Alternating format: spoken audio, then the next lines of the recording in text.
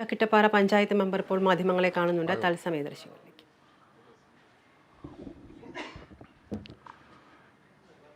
ചക്കിട്ടപ്പാറ ഗ്രാമപഞ്ചായത്തിൻ്റെ steering committee അംഗങ്ങളാണ് പത്രസമ്മേളനത്തിൽ പങ്കെടുക്കുന്നത്. ഗ്രാമപഞ്ചായത്ത് പ്രസിഡന്റ്, ഗ്രാമപഞ്ചായത്ത് വൈസ് പ്രസിഡന്റ്, ഗ്രാമപഞ്ചായത്ത് president K Sunil, vice president Chippy Manoj, വികസന standing committee chairman C K Sasi, ക്ഷേമകാര്യ standing committee chairperson Bindu Valsan, ആരോഗ്യ വിദ്യാഭ്യാസ standing committee chairman E M Sreejith. ഒരു പത്രക്കുറിപ്പ് ഇതിനകത്ത് വിതരണം ചെയ്യുന്നുണ്ട് പഞ്ചായത്ത് സ്റ്റിയറിംഗ് കമ്മിറ്റിയുടെ. ചക്കിട്ടപ്പാറ ഗ്രാമപഞ്ചായത്തിലെ വളയത്ത് ജോസഫ് എന്ന് പറഞ്ഞ ഒരു ഭിന്നശേഷിക്കാരൻ്റെ മരണവുമായി ബന്ധപ്പെട്ട് നിരവധി പ്രചാരണങ്ങൾ പത്രമാധ്യമങ്ങളിലും അല്ലാതെ നടന്നുകൊണ്ടിരിക്കുകയാണ്. ആ പ്രചാരണങ്ങളിൽ ഏറ്റവും പ്രധാനമായും മാധ്യമങ്ങൾ ഉന്നയിച്ച ഒരു വിമർശനം, അദ്ദേഹത്തിന് ക്ഷേമ പെൻഷൻ മുടങ്ങിയതുകൊണ്ടാണ് അദ്ദേഹം ആത്മഹത്യ ചെയ്തതെന്നാണ് പ്രധാനമായും വന്ന ഒരു ആരോപണം.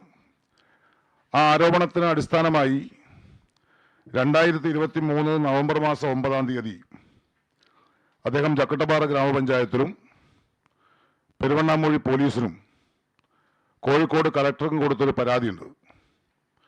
ആ പരാതിയിൽ അദ്ദേഹം ഇക്കാര്യം ഉന്നയിച്ചിട്ടുണ്ട്. ഞാനും എൻ്റെ ഭിന്നശേഷിക്കാരിയായ മകളും ക്ഷേമ പെൻഷനെ മാത്രം ആശ്രയിച്ച് ജീവിക്കുന്നവരാണ്. ക്ഷേമ പെൻഷൻ ലഭിച്ചില്ലെങ്കിൽ ഞങ്ങൾ ജീവൻ ഒടുക്കുമെന്ന് അദ്ദേഹത്തിൻ്റെ കത്തിൽ പറഞ്ഞിട്ടുണ്ട്. ആ കത്ത് പഞ്ചായത്തിൽ ലഭിച്ചതിൻ്റെ അന്ന് ഈ കത്തിൻ്റെ കോപ്പി ഈ സംബന്ധമായ വിശദാംശങ്ങൾ ജോയിന്റ് ഡയറക്ടർക്കും കോഴിക്കോട്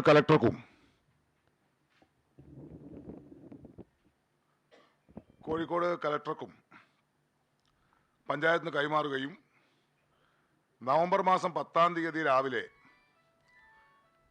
അദ്ദേഹത്തിൻ്റെ വീട് പഞ്ചായത്ത് പ്രസിഡന്റ് എന്ന നിലയിൽ, അവിടുത്തെ വാർഡ് മെമ്പർ എന്ന നിലയിൽ ഞാൻ സന്ദർശിക്കുകയും ചെയ്തു. ഒരു മനുഷ്യനെ സംബന്ധിച്ച് ക്ഷേമ പെൻഷൻ കിട്ടാത്തതുകൊണ്ട് ഭക്ഷണം കഴിക്കാൻ മാർഗമില്ലാതെ, ഉപജീവനമില്ലാതെ മരണത്തെക്കുറിച്ച് ചിന്തിക്കേണ്ടി വരുന്ന ദൗർഭാഗ്യകരമായ സാഹചര്യമാണ്. അദ്ദേഹത്തിൻ്റെ വീട്ടിൽ പോയി സംസാരിച്ചു.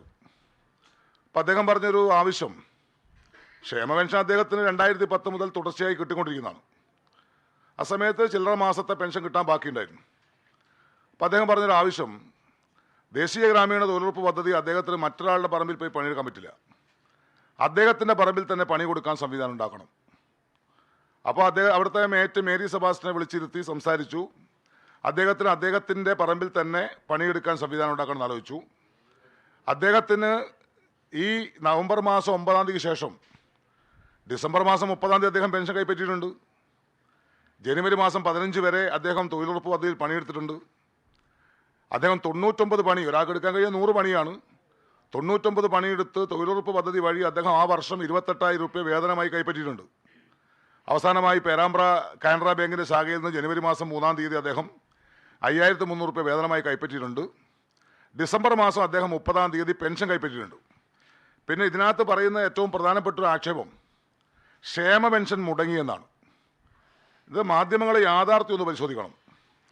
2023 എന്ന് പറയുന്ന വർഷം ജോസഫ് വളയത്തിൽ എന്ന് പറയുന്ന ആള് സർക്കാരിൽ നിന്ന് എത്ര പൈസ ക്ഷേമ പെൻഷൻ കൈപ്പറ്റിയിട്ടുണ്ട്? ചക്കിട്ടപ്പാറ സർവീസ് സഹകരണ ബാങ്കിൻ്റെ മുതുകാട് ശാഖയിൽ നിന്നാണ് അദ്ദേഹം പെൻഷൻ കൈപ്പറ്റുന്നത്. അദ്ദേഹത്തിൻ്റെ വീട്ടിൽ കൊണ്ട് കൊടുക്കുകയാണ്. അദ്ദേഹത്തിൻ്റെ പെൻഷൻ മാത്രം അദ്ദേഹം കൈപ്പറ്റുന്നത്. അദ്ദേഹത്തിൻ്റെ ഭിന്നശേഷിക്കാരിയായ മകൾ ജിൻസി, അവർ 13 മാസമായി അദ്ദേഹത്തിൻ്റെ കൂടെ ഇല്ല. കോഴിക്കോടുള്ള ഒരു കന്യാസ്ത്രീ സമൂഹത്തിൻ്റെ അഭയകേന്ദ്രത്തിലാണ് അവർ താമസിക്കുന്നത്. അവർ പെൻഷൻ കൈപ്പറ്റിയിട്ടില്ല, ആ സ്ഥാപനം പെൻഷൻ കൈപ്പറ്റിയിട്ടില്ല. പക്ഷേ കഴിഞ്ഞ 2023 ഒരാൾക്ക് മുഴുവൻ മാസത്തെയും പെൻഷൻ കിട്ടിയാൽ ഒരാൾക്ക് കിട്ടുന്ന പെൻഷൻ 19,200 രൂപയാണ്. പക്ഷേ ജോസഫ് വളയത്തിൽ കൈപ്പറ്റിയത് 24,400 രൂപയാണ്. 19,200 രൂപ കിട്ടിയാൽ 12 മാസത്തെ പെൻഷൻ തികയുന്ന ഒരാൾ 24,400 രൂപ ക്ഷേമ പെൻഷൻ കൈപ്പറ്റിയിട്ട് അദ്ദേഹം പെൻഷൻ ലഭിക്കാത്തത് കൊണ്ടാണ് ആത്മഹത്യ എന്ന് പറഞ്ഞാൽ എവിടെയാണ് അത് അംഗീകരിക്കാൻ പറ്റുക? അദ്ദേഹം ചക്കട്ടപ്പാറ സർവീസ് സഹകരണ ബാങ്കിൻ്റെ മുതുകാട് ശാഖയിൽ നിന്ന് സജി അലേമ്പ്ര എന്ന് പറയുന്ന ഒരു ബാങ്ക് ജീവനക്കാരൻ, താൽക്കാലിക ജീവനക്കാരൻ, അദ്ദേഹത്തിൻ്റെ വീട്ടിൽ കൊണ്ടുപോയി കൊടുത്ത രണ്ടാളുടെയും പെൻഷനാണ്. ആ പെൻഷൻ തുക 13 മാസമായിട്ടും അദ്ദേഹത്തിൻ്റെ മകൾക്ക് ലഭിച്ചിട്ടില്ല. അദ്ദേഹത്തിൻ്റെ മകൾ അവരുടെ അഭയകേന്ദ്രത്തിൽ നിന്ന് ആ പെൻഷൻ സ്വീകരിച്ചിട്ടുമില്ല. അപ്പോൾ പെൻഷൻ്റെ കാര്യത്തിൽ പെൻഷൻ ലഭിക്കാത്തതുകൊണ്ടാണ് ആത്മഹത്യ എന്ന് പറഞ്ഞാൽ ഒരു കാരണവശാലും അംഗീകരിക്കാൻ കഴിയാത്ത സംഗതിയാണ്.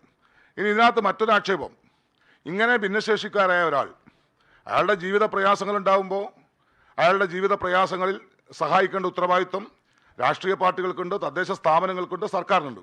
എന്തായിരുന്നു അയാളുടെ ആവശ്യം? ഇപ്പം ഞാൻ ഈ കത്തിൽ പറയുന്നുണ്ട്, 1984 കണ്ണൂർ ജില്ലയിലെ കൊട്ടിയൂരിൽ നിന്ന് കുടിയേറി വന്ന ഒരു മനുഷ്യനാണ് അദ്ദേഹം. അദ്ദേഹത്തിന് 3 കുട്ടികളുണ്ട്. ഒരു കുട്ടിയെ ഭിന്നശേഷിയുള്ളൂ. 2 കുട്ടികളെ നല്ല നിലയ്ക്ക് കല്യാണം കഴിച്ചയച്ച് ആ 2 കുട്ടികളുടെ ഭർത്താക്കന്മാരുണ്ട്. അവർക്ക് അദ്ദേഹത്തെ പൂർണ്ണമായും സംരക്ഷിക്കാൻ കഴിയുന്ന ആളാണ്. ആ 84 വന്ന അദ്ദേഹം 1.5 ഏക്കർ സ്ഥലം അവിടെ സർക്കാർ ഭൂമി കൈവശപ്പെടുത്തി. 989 അദ്ദേഹത്തിന് നായനാരുടെ സർക്കാർ 1/2 ഏക്കർ സ്ഥലത്തിന് പട്ടയം കൊടുത്തു. വെട്ടുന്ന റബ്ബറുണ്ട്, കായ്ക്കുന്ന തെങ്ങുണ്ട്, കവുങ്ങുണ്ട്, 1.5 ഏക്കർ കൃഷിയിടം അദ്ദേഹത്തിനുണ്ട്. അദ്ദേഹം അങ്ങനെ ജീവിച്ചുകൊണ്ടിരിക്കുമ്പോഴാണ് അദ്ദേഹം ചില ആവശ്യങ്ങൾ പഞ്ചായത്തിന് മുമ്പിൽ വരുന്നത്. ആവശ്യം എന്ന് പറഞ്ഞാൽ ഒരു തവണയല്ല, കോഴിക്കോട് കലക്ട്രേറ്റിലും കൊയിലാണ്ടി താലൂക്ക് ഓഫീസിലും ചക്കട്ടപ്പാറ വില്ലേജ് ഓഫീസിലുമൊക്കെ അദ്ദേഹം നിരവധി തവണ ആത്മഹത്യാ പ്രഖ്യാപനം നടത്തിയിട്ടുണ്ട്. ആത്മാഹുതി, കയ്യിൽ മണ്ണെണ്ണയും തീപ്പന്തവുമായി കലക്ട്രേറ്റിൽ വന്ന് ആത്മാഹുതി പ്രഖ്യാപനം നടത്തി. അന്ന് അദ്ദേഹത്തിൻ്റെ ഡിമാൻഡ് അദ്ദേഹത്തിന് സ്ഥലത്തിന് രേഖ കൊടുക്കണമെന്നാണ്. അന്നത്തെ കലക്ടർ സാംബശിവറാവു അദ്ദേഹം പരിശോധിക്കാൻ വേണ്ടി ആവശ്യപ്പെട്ടു. ചക്കട്ടപ്പാറ വില്ലേജ് ഓഫീസർ പരിശോധിച്ചു. അപ്പോൾ പറഞ്ഞു അദ്ദേഹത്തിന് 1.5 ഏക്കർ കൈവശ ഭൂമിയുണ്ട്, പക്ഷേ 1/2 ഏക്കർ സ്ഥലത്തിന് നേരത്തെ രേഖ കൊടുത്തതാണ്, അതുകൊണ്ട് രണ്ടാമത് അദ്ദേഹത്തിന് ഇനിയും സർക്കാരിൽ നിന്ന് രേഖ കൊടുക്കാൻ സാധ്യമല്ല എന്ന് പറഞ്ഞാണ്. ഇതൊക്കെ വലിയ വാർത്ത എന്ന പത്രങ്ങളിലൊക്കെ വന്നതാണ്. പിന്നെ അദ്ദേഹം ഉന്നയിച്ചൊരു കാര്യം, അദ്ദേഹത്തിന് വീട്ടിലേക്ക് വാഹനം പോകില്ല. അപ്പോൾ പഞ്ചായത്ത് സമീപിച്ചു. പഞ്ചായത്ത് 2022-23 വർഷം അദ്ദേഹത്തിൻ്റെ വീട് പരിശോധിച്ചു. ഭിന്നശേഷി അദ്ദേഹത്തിന് 5 ലക്ഷം രൂപ ചെലവഴിച്ച് അദ്ദേഹത്തിന് മാത്രം, വേറൊരാൾക്കും ആ റോഡ് ഉപയോഗിക്കാൻ പറ്റില്ല. ഇവിടെ മാധ്യമപ്രവർത്തകർ പല ആൾക്കാർ അദ്ദേഹത്തിൻ്റെ വീട്ടിൽ വന്നിട്ടുണ്ട്. വേറൊരാൾക്കും ഉപയോഗിക്കാൻ പറ്റാതെ സ്വന്തമായി ഒരു സ്വകാര്യ റോഡ് പഞ്ചായത്ത് അദ്ദേഹത്തിന് നിർമ്മിച്ചു നൽകി. ഈ 2022 സംസ്ഥാന സർക്കാർ ആശ്രയമില്ലാതെ ജീവിക്കാൻ കഴിയാത്ത പാർശ്വവൽക്കരിക്കപ്പെട്ട മനുഷ്യരുടെ ഒരു ലിസ്റ്റ് ഉണ്ടാക്കാൻ, പൂർണ്ണമായും എക്സ്ട്രീം പോവർട്ടി എന്ന് പറയുന്ന അതിദരിദ്രരുടെ ലിസ്റ്റ് ഉണ്ടാക്കാൻ വേണ്ടി ആവശ്യപ്പെട്ടു. ആ ലിസ്റ്റിൽ ഞങ്ങളുടെ പഞ്ചായത്തിലുള്ള 1ാമത്തെ ആൾ വളയത്ത് ജോസഫാണ്. അതുവഴി അദ്ദേഹത്തിന് പുതിയ വീട് 4 ലക്ഷം രൂപ കൊടുക്കാൻ തീരുമാനിച്ചു. അദ്ദേഹത്തോട് സംസാരിച്ചപ്പോൾ അദ്ദേഹത്തിന് സ്വന്തമായി നിർമ്മിക്കാൻ ബുദ്ധിമുട്ട് പറഞ്ഞു. അദ്ദേഹത്തെ ഉൾപ്പെടെയുള്ള 12 അതിദരിദ്രരുടെ വീട് നിർമ്മിക്കാൻ ഒരു പ്രത്യേക ഏജൻസി ഏൽപ്പിച്ചു. ഏജൻസിയുമായി പഞ്ചായത്ത് കരാറുണ്ടാക്കി. അദ്ദേഹത്തിന് എല്ലാ മാസവും 10 കിലോ ഭക്ഷ്യധാന്യ കിറ്റ്, സൗജന്യമായ ഭക്ഷ്യധാന്യ കിറ്റ് അദ്ദേഹത്തിൻ്റെ വീട്ടിൽ കൊടുക്കുകയാണ്. 1.5 ഏക്കർ ഭൂമി സ്വന്തമായുണ്ട്. അദ്ദേഹത്തിന് റോഡ് നിർമ്മിച്ചു കൊടുക്കുന്നുണ്ട്. അദ്ദേഹം 2 പേരുടെ പെൻഷൻ കഴിഞ്ഞ ഒരു വർഷം കൈപ്പറ്റിയിട്ടുണ്ട്. അദ്ദേഹത്തിന് വേറെ ആരുടെയും പറമ്പിൽ തൊഴിലുറപ്പ് പദ്ധതി ആരുടെ ഔദാര്യമല്ല. പക്ഷേ ആ തൊഴിലുറപ്പ് പദ്ധതിയിൽ ഒരാൾ എവിടെ ജോലി ചെയ്യണമെന്നും അതിൻ്റെ എസ്റ്റിമേറ്റ് എന്താണെന്നും ഒക്കെ തീരുമാനിക്കേണ്ട അവിടുത്തെ പദ്ധതി നടത്തിപ്പുകാരാണ്. പക്ഷേ ഇദ്ദേഹത്തിൻ്റെ സ്ഥലത്ത് മാത്രം പണി കൊടുത്ത് 28,000 രൂപ അദ്ദേഹം തീരുന്നുണ്ട്. ഈ പറയുന്ന വേതന ഇനത്തിൽ കഴിഞ്ഞ ഒരു വർഷം അദ്ദേഹം കൈപ്പറ്റിയിട്ടുണ്ട്. അങ്ങനെ 54,000 രൂപ ഒരു വർഷം സർക്കാരിൽ നിന്ന് കൈപ്പറ്റിയ ആൾക്ക് 4 മാസത്തെ പെൻഷൻ കിട്ടാൻ ബാക്കിയുണ്ട്. അതുകൊണ്ടാണ് ആത്മഹത്യ എന്ന് പറഞ്ഞാൽ അത് അംഗീകരിക്കാൻ കഴിയുന്നതല്ല. ഒരു തദ്ദേശ സ്ഥാപനം എന്ന നിലയിൽ അദ്ദേഹത്തിന് ചെയ്യാൻ കഴിയുന്ന പരമാവധി കാര്യങ്ങൾ, ഞങ്ങൾ ഈ പറയുന്ന കാര്യങ്ങളൊക്കെ രേഖയുണ്ട്. അദ്ദേഹം പെൻഷൻ വാങ്ങിയതിൻ്റെ രേഖ എൻ്റെ കയ്യിലുണ്ട്. അദ്ദേഹം ഈ 24,400 രൂപ പെൻഷൻ കൈപ്പറ്റിയതിൻ്റെ രേഖയുണ്ട്. തൊഴിലുറപ്പ് വേതനം കൈപ്പറ്റിയതിൻ്റെ രേഖയുണ്ട്. ഭക്ഷ്യധാന്യ കിറ്റ് കൈപ്പറ്റിയ രേഖയുണ്ട്. കോവിഡ് കാലത്ത് 11 കിലോമീറ്റർ സഞ്ചരിച്ച് അദ്ദേഹത്തിന് ഉച്ചയ്ക്കും വൈകുന്നേരമുള്ള ഭക്ഷണ കിറ്റ് അദ്ദേഹത്തിൻ്റെ വീട്ടിൽ കൊടുത്തതിൻ്റെ രേഖയുണ്ട്. അങ്ങനെ പഞ്ചായത്ത് ചെയ്തിട്ടുള്ള കാര്യങ്ങളൊക്കെ എന്തുണ്ട്, ഇതിനകത്ത് രേഖയുണ്ട്. ഇനി വേറൊരു വിമർശനം, ഇപ്പം നവംബർ മാസം 9-ാം തീയതി ഇദ്ദേഹം പരാതി തന്നു. 10-ാം തീയതി മറ്റേ ദീപിക പത്രത്തിൽ ഒരു വാർത്തയുണ്ട്. പെൻഷൻ കിട്ടിയില്ലെങ്കിൽ മരണം മാത്രമാണ് ശരണം എന്ന് പറഞ്ഞുകൊണ്ട് ദീപിക ഒരു വാർത്ത കൊടുത്തിട്ടുണ്ട്.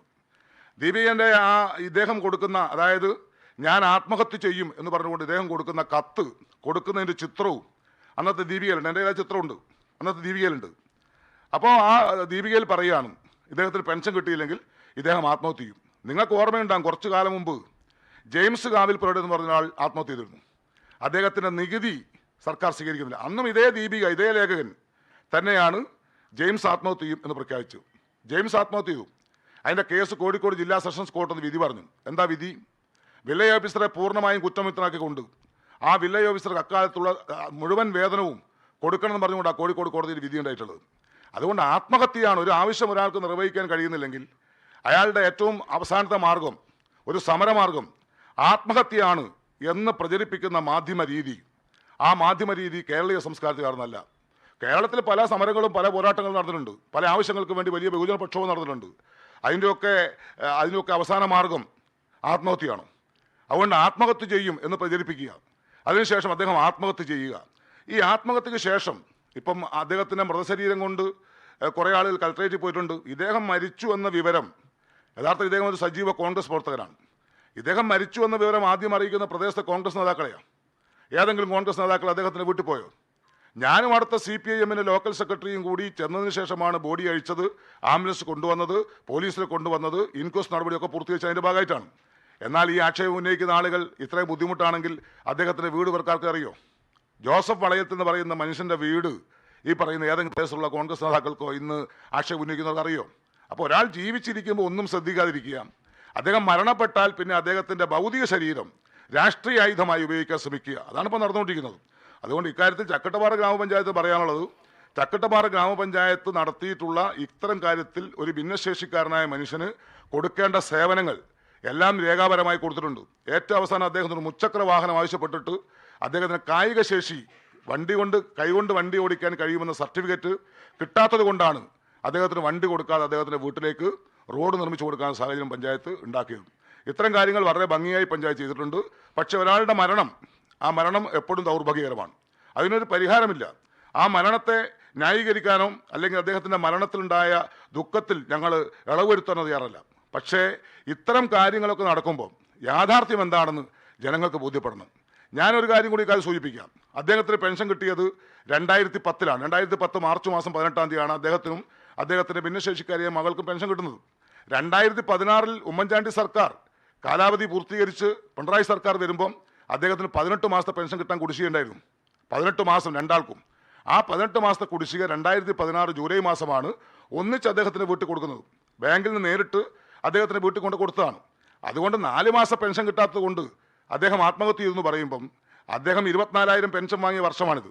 അപ്പോൾ ഇക്കാര്യങ്ങളൊക്കെ പ്രചരിക്കുമ്പോൾ ഇതിൻ്റെ ഭൂതകാലം ഒന്ന് പരിശോധിക്കണം. പിന്നെ മാധ്യമപ്രവർത്തകർ ഞാനീ പറഞ്ഞ കാര്യങ്ങളെല്ലാം രേഖ എൻ്റെ കയ്യിലുണ്ട്, ഇതൊക്കെ ശരിയാണോ എന്നൊന്ന് പരിശോധിക്കണം.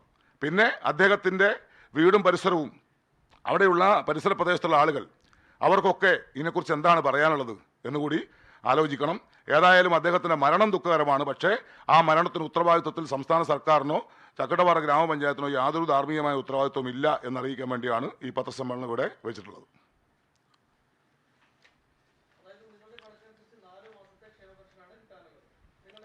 ഭിന്നശേഷിക്കാരനായ ജോസഫ് സ്വയം ജീവനൊടുക്കിയ വിഷയത്തിൽ പ്രതികരിക്കുകയായിരുന്നു ചക്കിട്ടപ്പാറ പഞ്ചായത്ത് പ്രസിഡന്റ്. ക്ഷേമ പെൻഷൻ മുടങ്ങിയെന്ന ആരോപണം തെറ്റാണ്. 22,400 രൂപ ഈ കഴിഞ്ഞ വർഷം അദ്ദേഹം പെൻഷൻ കൈപ്പറ്റിയിട്ടുണ്ട് എന്നാണ് ചക്കിട്ടപ്പാറ പഞ്ചായത്ത് പ്രസിഡന്റ് പറയുന്നത്.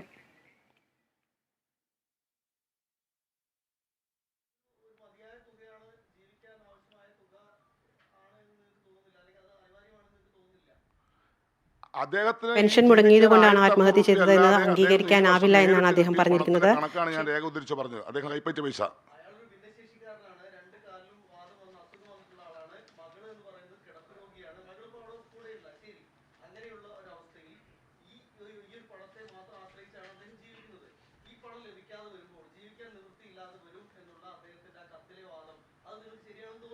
ആ കത്തിലെ വാദം ശരിയല്ലെന്ന് ഞാൻ തെളിയിക്കാൻ കാരണം അദ്ദേഹത്തിന് ഒരു വർഷം കിട്ടുന്ന പെൻഷനേക്കാൾ കൂടുതൽ പൈസ ഈ വർഷം അദ്ദേഹം കൈപ്പറ്റിയിട്ടുണ്ട്. അതെ,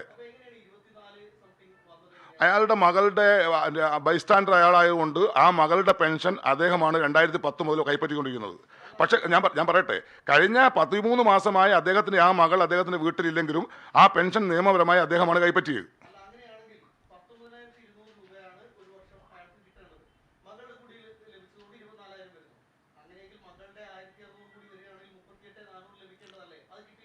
അത് കിട്ടിയിട്ടില്ല. ഞാൻ പറഞ്ഞത് തന്നെയാണ്, 4 മാസത്തെ പെൻഷൻ കേരളത്തിൽ കൊടുക്കാൻ ബാക്കിയുണ്ട്. അത് വസ്തുതയാണ്.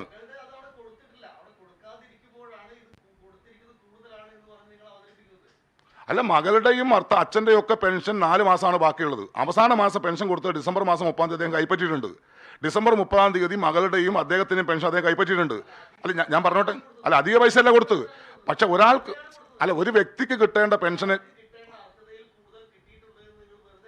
വെറുതെ വാദം ഉന്നയിക്കല്ല. ഒരു അഭയ കേന്ദ്രത്തിൽ താമസിക്കുന്ന ഒരാൾക്ക് പെൻഷൻ അർഹതയില്ല, അവർ പെൻഷൻ കൈപ്പറ്റുന്നില്ല. ആ പെൻഷനും കൂടി വളയത്ത് ജോസഫ് എന്ന് പറഞ്ഞാൽ 2023 കൈപ്പറ്റിയിട്ടുണ്ട്. ആ പൈസ ഉൾപ്പെടെ 24,400 രൂപ അദ്ദേഹത്തിന് വരുമാനമായി ലഭിച്ചിട്ടുണ്ട്. അത് സർക്കാരിന്റെ പെൻഷൻ തുകയാണെന്നാണ് ഞാൻ പറഞ്ഞത്.